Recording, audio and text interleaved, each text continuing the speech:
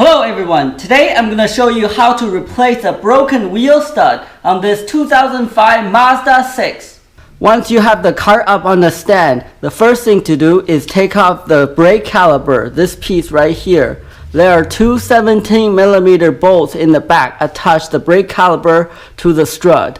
Let me show you where they are. Here you see my wrench. This is the first 17mm bolt you need to take off. And going underneath my other wrench here, this is the second bolt you need to take off.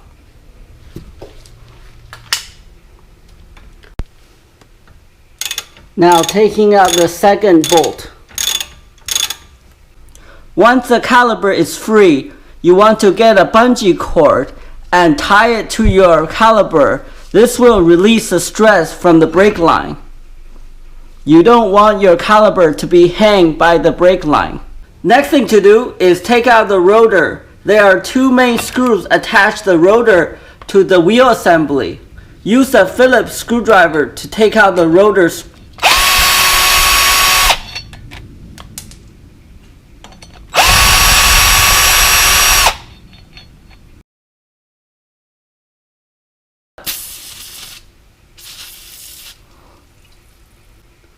Give it 5 minutes for the penetration oil to soak in, then simply hit it with a hammer to release the stud.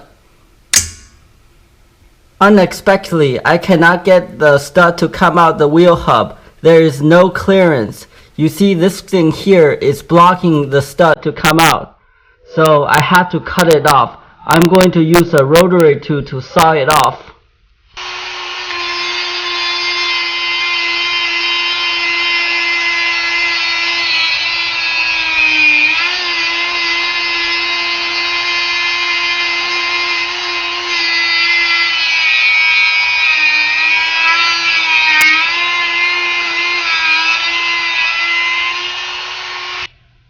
Okay, I cut off the stud. Actually, there's an easier solution, and that is just take the hammer and bend this metal and flatten this metal and then slide this new stud in.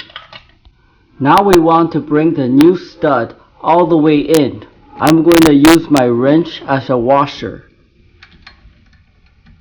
Now the new stud is installed, we can start putting back things together. First, start with the rotor, then the brake caliper.